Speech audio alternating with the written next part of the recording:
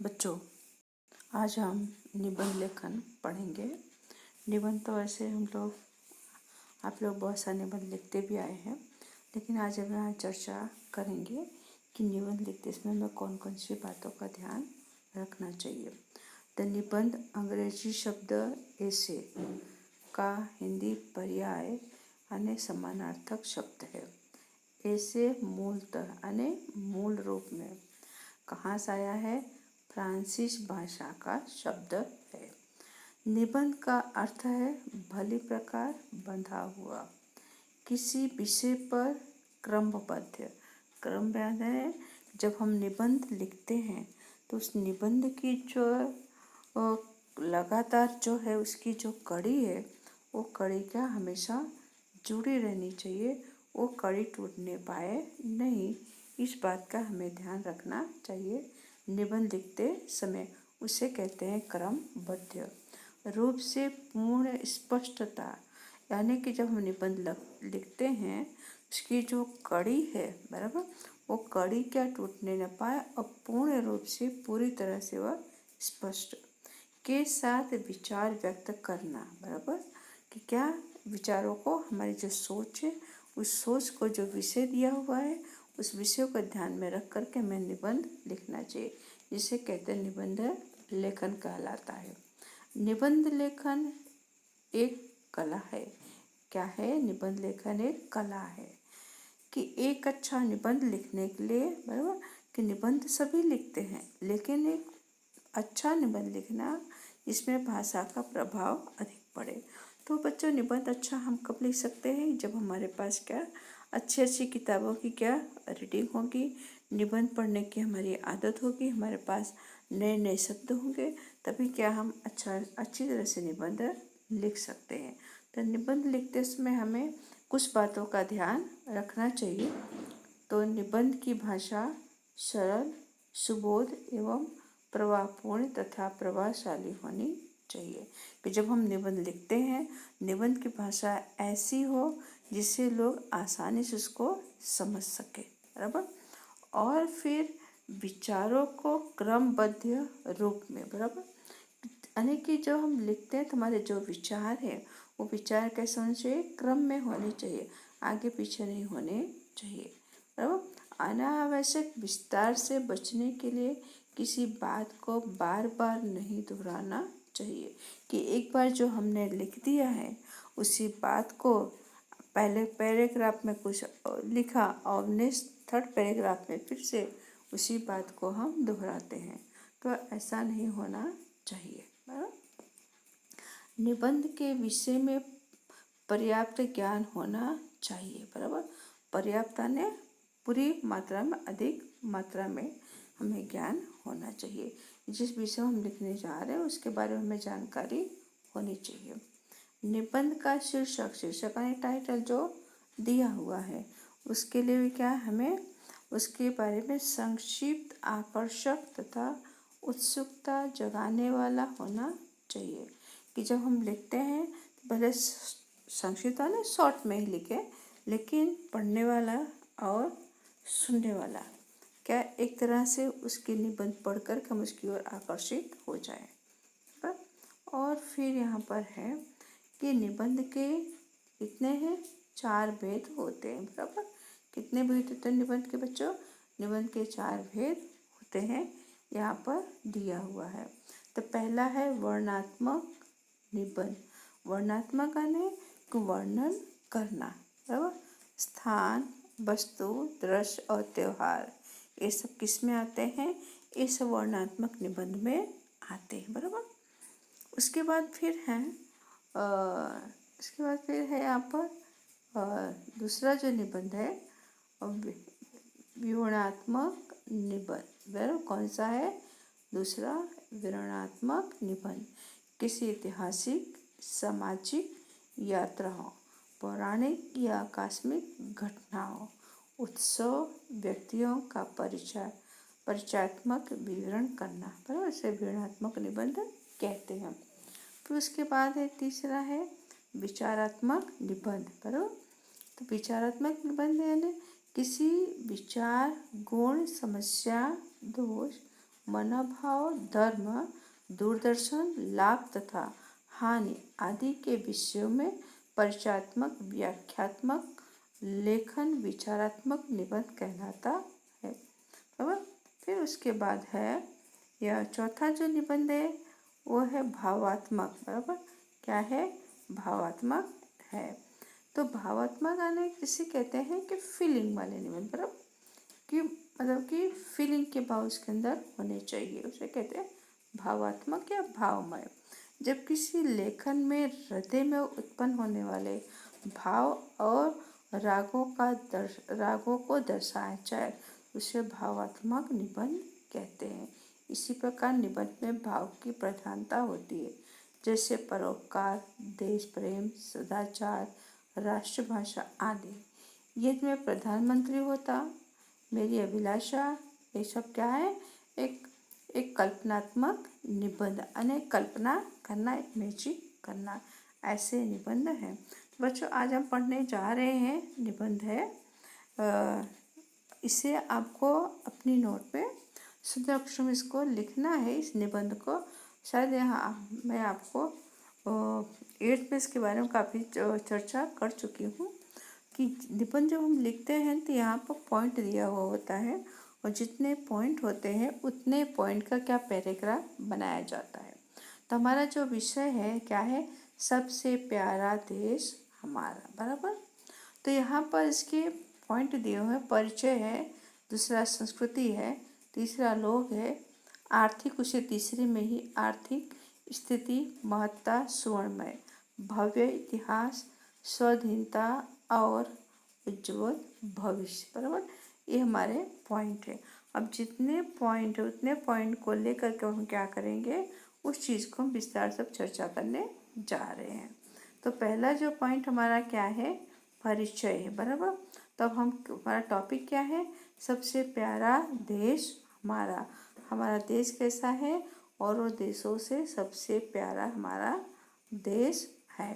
तो यहाँ पर हम चर्चा करेंगे है कि जिसके स्वतंत्रता संग्राम की अमर गाथा। बराबर। अमर यानी जो कभी मरने वाला नहीं, गाथा ने कहानी, संसार के इतिहास में स्वर्ण यानी सुंदर, बराबर, अक्षरों में लिखी गई है, ऐसा भारत देश है। नगाधिराज हिमालय पर्वत, इसके उत्तर में मुकुटमणि यानी मुकुटधारी, मोतियों से जड़ा हुआ की तरह शोभायमान है। दक्षिण में हिंद महासागर है। क्या है? दक्षिण में हिंद महासागर है। बराबर। कौन सा सागर है? हिंद महासागर। कौन सी दिशा में? दक्षिण दिशा। बराबर। हिंद महासागर, इसके चरण यानी पैर, परागचलन यानी उसका पैर धो रहा है। इस देश के पूर्व बंगाल का उपसागर और पश्चिम में अरब सागर है। हमारे देश के हृदय पर गंगा, यमुना आदि नदियों की मधुमय मीठी धाराएं निरंतर बहती रहती हैं। निरंतर ने लगातार बहती रहती हैं। तब दूसरा पॉइंट है क्या है? संस्कृति। बराबर। अब हम संस्कृति के बारे में बच्चों चर्चा करेंगे। किसकी संस्कृति? भारत की संस्कृति के बारे में। बराबर। तो यहाँ पर दूसरा पॉइंट, भारत की संस्कृति बहुत प्राचीन है यानी आज की वो नहीं है, भव्य और श्रेष्ठ यानी भव्य, सुंदर और महत्वपूर्ण है। संसार का आचार विचार, व्यापार व्यवहार, ज्ञान विज्ञान आदि की शिक्षा दीक्षा भारत में ही मिली है। बराबर। क्षमा, उदारता, दया की त्रिवेणी इसी देश में सबसे पहले बही है। संयम, त्याग, अहिंसा ने प्रेम और विश्व बंधुता यानी भाईचारा की भावना हमेशा इसी भारत की भूमि के भारतीय जीवन के आदर्श है। कि भारत में रहने वाले जो लोग हैं उनके अंदर ये सारे गुण उनके अंदर भरे हुए हैं। ये भारत की संस्कृति हुई। और अब हम करेंगे अब दूसरे पॉइंट जो है लोक आर्थिक स्थिति, बराबर। यहाँ तीसरा पॉइंट है लोक आर्थिक स्थिति महत्व और सुवर्णमय, बराबर। तो अब यहाँ पर इसका तीसरा पैराग्राफ है आर्थिक स्थिति के बारे में अब हम बात करने जा रहे हैं। तो यहाँ पर देखते हैं कि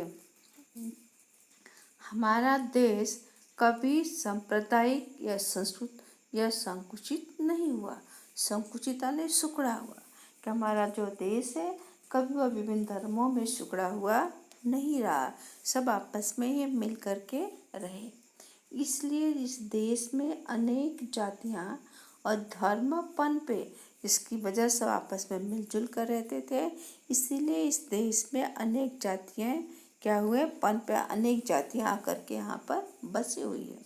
यहाँ के जनजीवन में विविधता के बावजूद सबका रहन सहन खान पान सबका अलग है, फिर भी क्या है उसके बावजूद सब एकता रही है, सब आपस में मिलजुल करके रहते हैं। कृषि प्रधान होते हुए भी, कृषि यानी खेती, बराबर। भारत देश कैसा है, कृषि प्रधान है, यानी भारत के लोगों का जो व्यवसाय है क्या है, खेती का काम करना है, बराबर। तो औद्योगिक व्यापारिक दृष्टि से अच्छी तरक्की कर रहा है। भारत का एक कृषि प्रधान देश है, खेती करने वाला देश है, फिर भी भारत क्या कर रहा है, व्यापार के क्षेत्र में, उद्योग कारखाने के क्षेत्र में तरक्की कर रहा है, आगे बढ़ गया है। बम्बई, दिल्ली, मद्रास, कलकत्ता, अहमदाबाद आदि इसके औद्योगिक केंद्र हैं। यानी कि ये जो शहर हैं, बड़े बड़े शहरों में क्या हुए हैं, एक से एक नए नए कारखाने फैक्ट्रियाँ खोली गई हैं। कहाँ, भारत की भूमि पर।